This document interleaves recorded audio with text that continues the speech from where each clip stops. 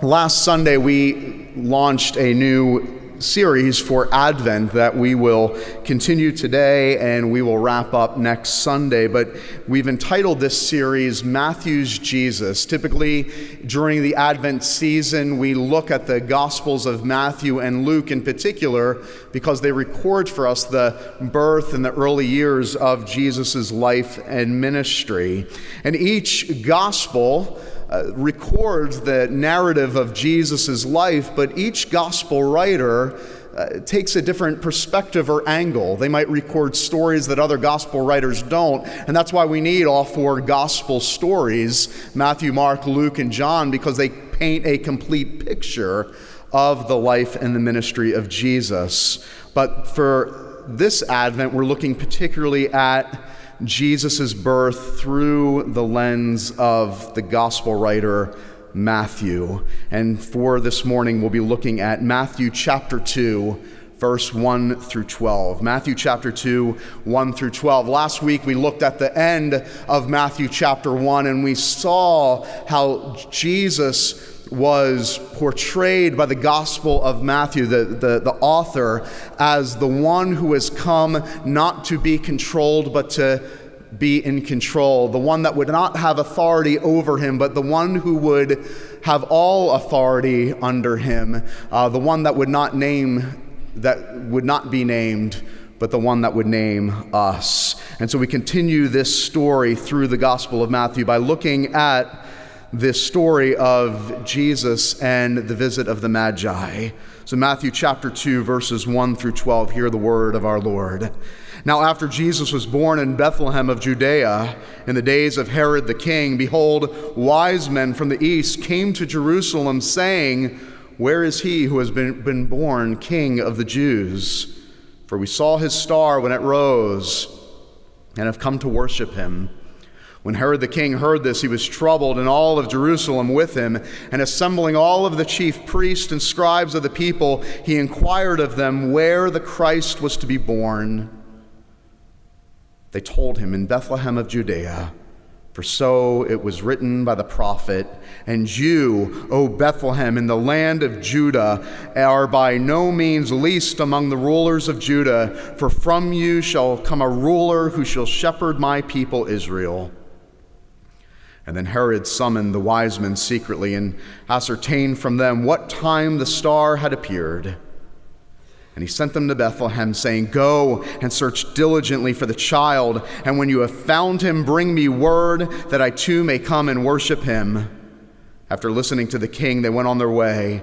And behold, the star that they had seen when it rose went before them until it came to rest over the place where the child was. And when they saw the star, they rejoiced exceedingly with great joy. And going into the house, they saw the child with Mary, his mother, and they fell down and worshipped him. And then opening their treasures, they offered him gifts, gold, frankincense, and myrrh. And being warned in a dream not to return to Herod, they departed to their own country by another way. The grass withers and the flower fades, but the word of our Lord, it stands forever. Amen. The birth of a king can cause quite a stir. If you recall, back in 2013, a little boy was born in England, but it was no ordinary boy. William and Kate gave birth to their firstborn child, but it was the future king. And if you remember, in 2013, people from all around the world were talking about a baby boy was born, but this baby boy would someday and one day be a king. They tracked the internet and the social media boards just that day in 2013, and they said when the birth was announced that people were posting something on social media, 25,000 posts per minute. When the first public appearance of the baby boy was presented to the public, that was being posted 20,000 times per minute. People sent their well wishes from all around the world, dignitaries and presidents and royalty from all around the world. It was as if the world stopped to recognize that a king had been born. And that's exactly what we see here happening in Matthew chapter 2. This is no ordinary boy that has been born, but thousands of miles away, word is reaching to what was known, the known world at the time, to the far corners of the known world at the time. Word was spreading that a king had been born, the king of the Jews that had been promised. And Matthew captures, in my opinion, in Matthew chapter 2, a very appropriate response to the birth of a king. O Holy Night that we sang here at our Christmas concert on Friday, I think captures it best. A thrill of hope. The weary world rejoices. And when they see the king, what does O Holy Night say? Fall on your knees. That is the appropriate response when you're in the presence of the king. And that's what the wise men did, the Magi did here in Matthew chapter 2. They see the newborn king, and what does it cause them to do?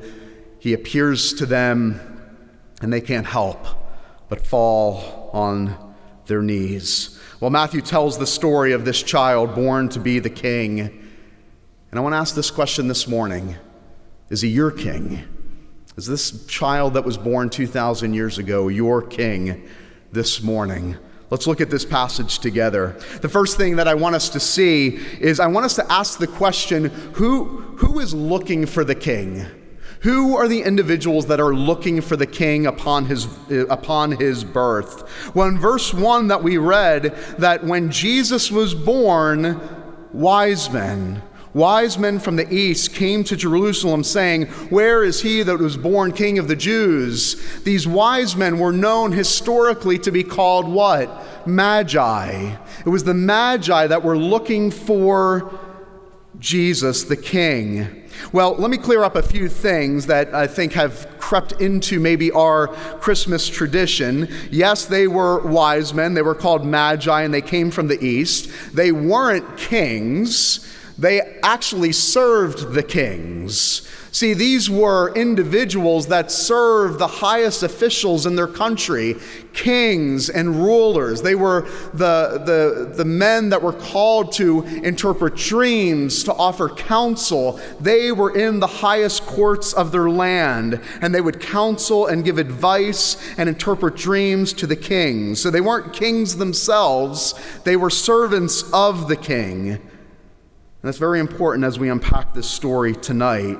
More than likely, also, there weren't just three. Nowhere in the story does it say there were three wise men or three magi. We get the number 3 from the 3 gifts that they give, the gold, frankincense, and myrrh. But more than likely, there was a whole entourage, maybe even numbering in the hundreds, that have come to be with these magi to worship and to pay homage to the king. They were wise court officials that counseled the royalty, skilled in philosophy and astronomy.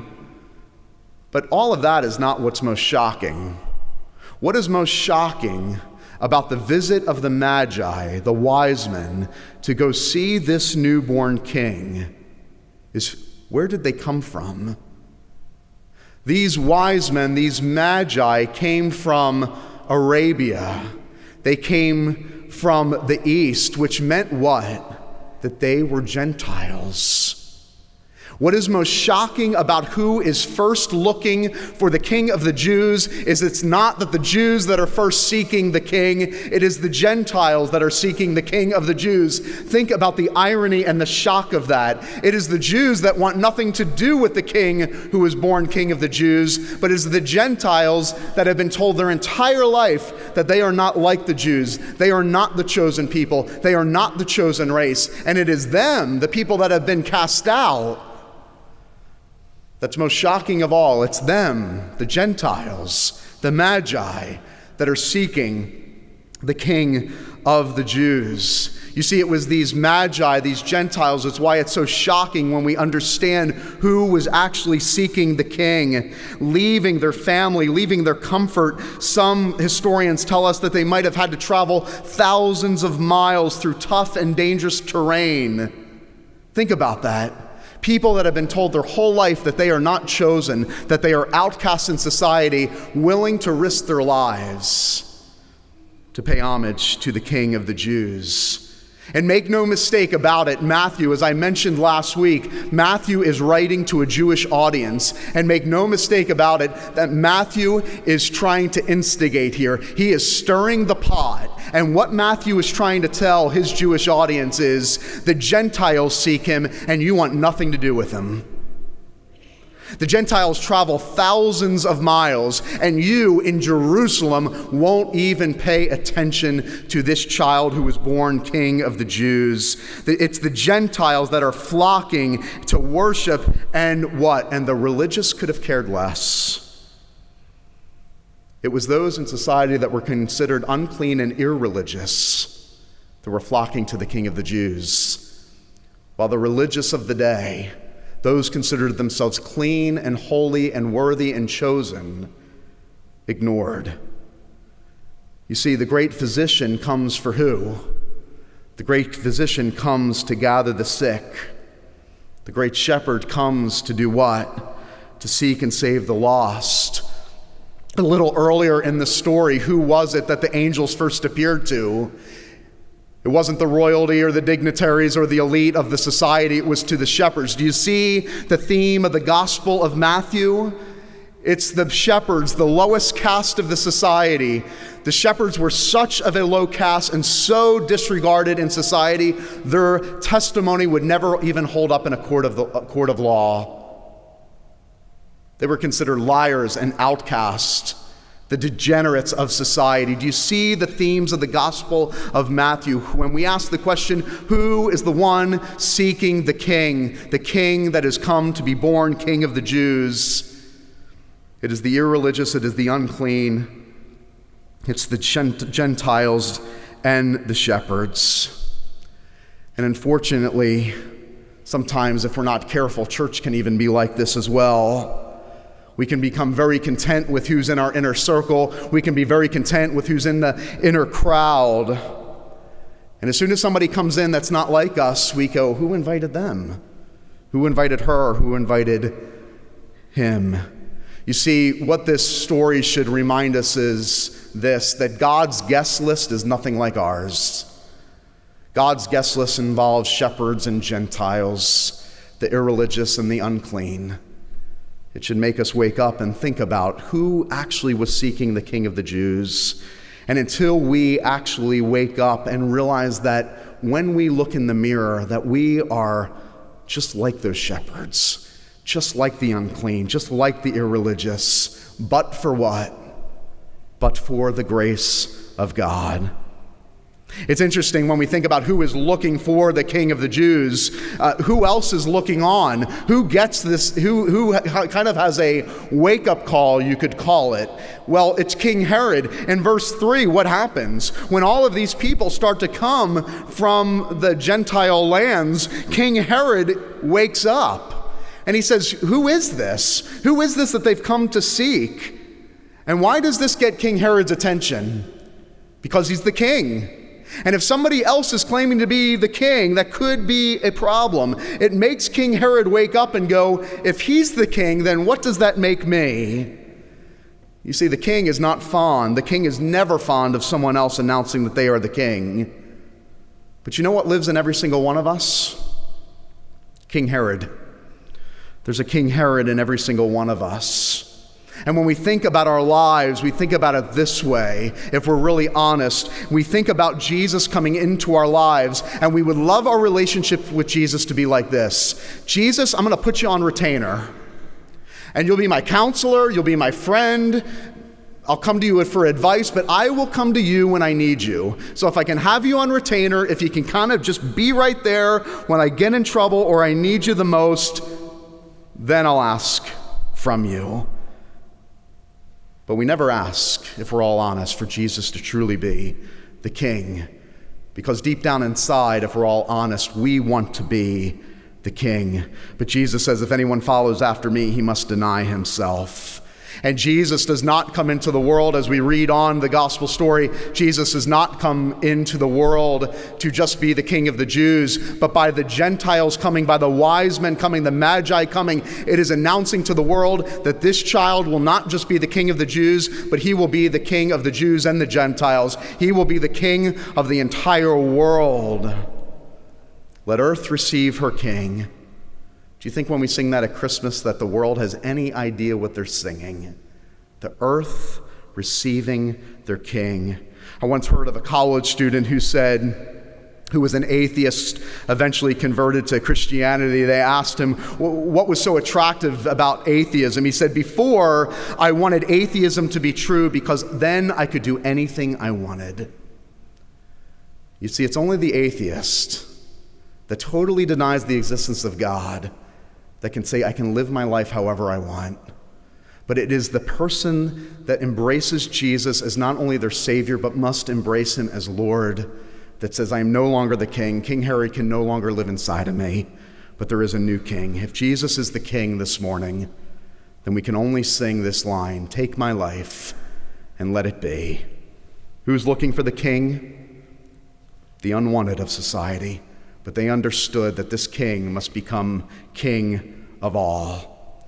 Second thing I want us to look at is what happens when they eventually find him. When the Gentiles find him, when the Magi find Jesus the King. Skip all the way down to verse 11. What is their response? Verse 11 says, and going into the house, they saw the child, and what happened? They fall down and worship. They fall down and worship. That is the response when we come into the presence of a king. And what do? They open up their gifts. They give him gold and frankincense and myrrh. Some say that myrrh these days would have cost $10,000 a bottle. But what is the image that we see here? That they say, all of the riches, all of my wealth, everything I have no longer belongs to me. You see, the proper response, the only response when we come into the presence of the true King is we say, not only, Jesus, are you now the King of my life, but now everything I have belongs to you. You have my life, you have my time, you have my wealth, you have my resources. The Magi were saying the greatest and the best that we have owned and we possessed no longer can belong to us because you are the true King. They fall down and worship. And they present him with their gifts and with their wealth. But not only do they respond in that way, in verse 12, it says, and being warned in a dream not to return to Herod, what happened? They departed to their own country by another way. Their other response we see is that they completely and totally submit their lives to Jesus. You see, not returning to Herod could have cost them their lives.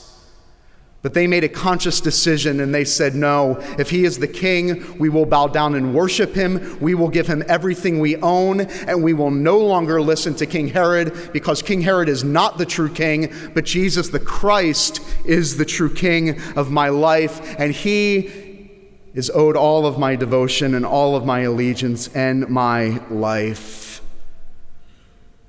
When my king tells me what to do, I simply do it. And this makes King Herod angry. But I often say that at least King Herod was angry. It's a better response than most churchgoers in North America who are simply just bored and apathetic with the thought of Christianity. At least for King Herod, it caused him to become angry and bitter at the thought of somebody taking his rightful place and rightful throne. But when we see the King of the Jews, when we see Jesus as the King, it should cause such a stir of emotion that we fall down and worship, that we say, Jesus, everything I own is now yours because you are the rightful owner, including my life. I now submit my life to you. And then lastly, not only do we see who is seeking this king, not only do we see what happens when you find the king, what a proper response should be when we encounter the king, but we have to ask the question, why this king? What makes this king so special? Why do we follow this king? There's many people and many things that fight for our attention and our affection and our hearts and our lives. Why does this king that was born 2,000 years ago require all of our devotion and all of our allegiance? Well, the answer is found in the gifts. Back in verse 11, they present him with gold, frankincense, and myrrh. The gold makes sense. The gold was a gift that was appropriate for royalty. The frankincense even makes sense. It was given to those that would be a priest on behalf of the people of God. It recognized that this person had come from God, that this person is divine. The gift that doesn't make sense, but made sense to the Magi, was the myrrh. What was myrrh?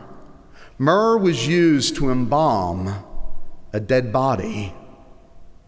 And so when they present not only gold and frankincense, but myrrh, more than likely Mary and Joseph were highly offended with this gift.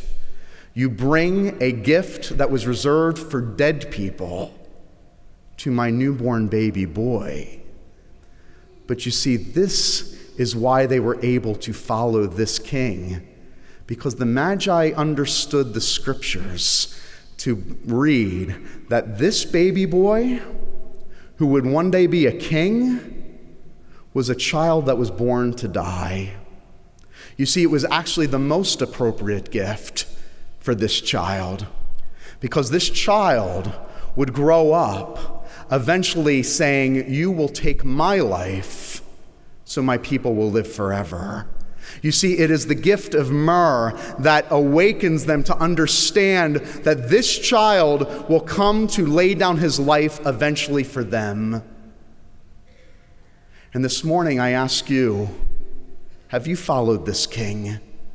This king that was born not to live so that his subjects would die, but this child that was born to be a king that will eventually lay down his life so that you could live forever. He was the baby and the child that was born to die.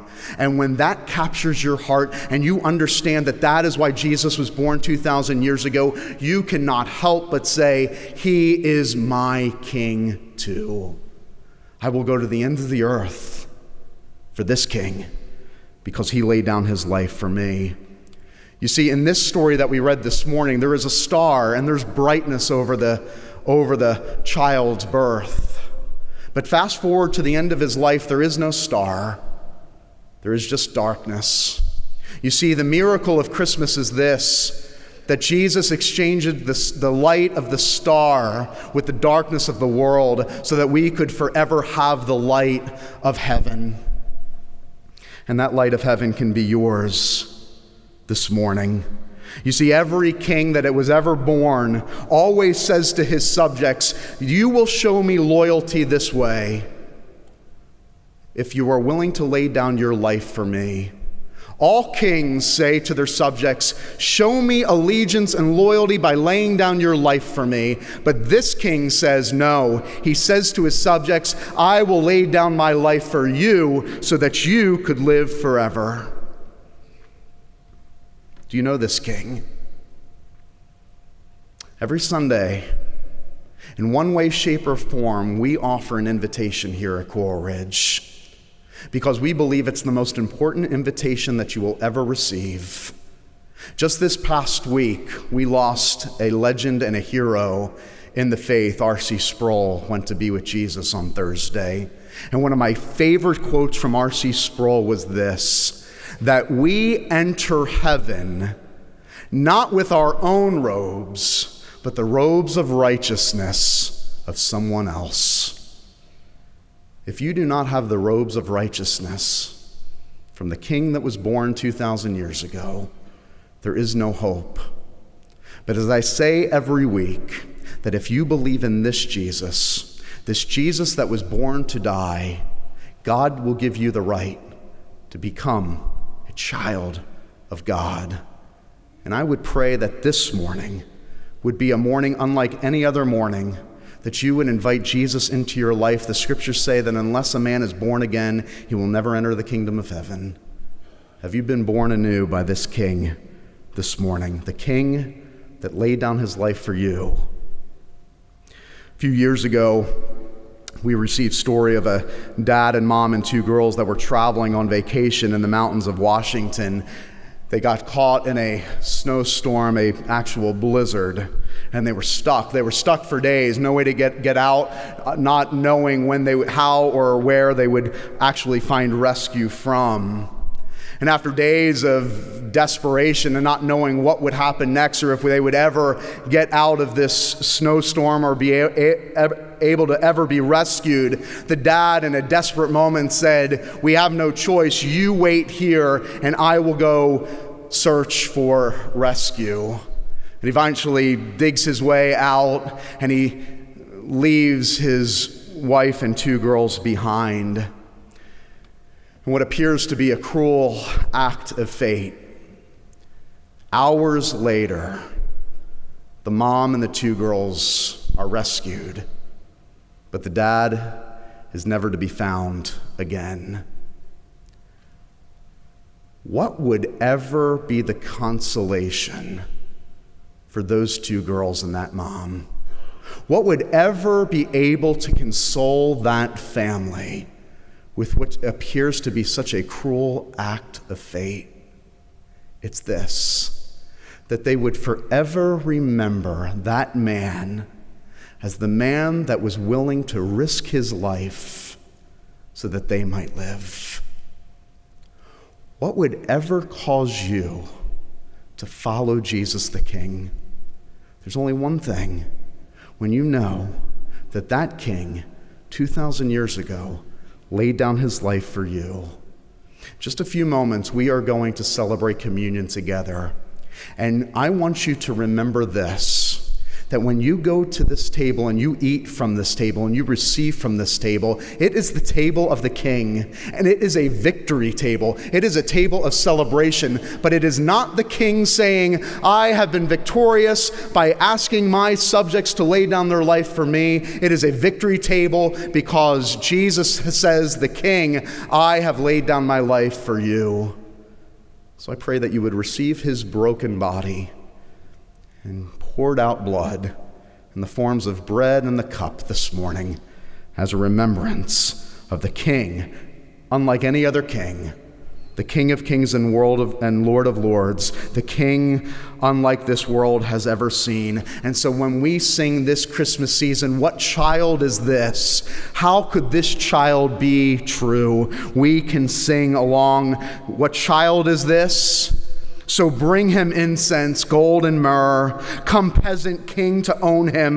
The King of kings salvation brings. Let loving hearts enthrone him. This is Christ the King, whom shepherds guard and angels sing. Haste, haste, and bring him laud, the babe, the Son of Mary.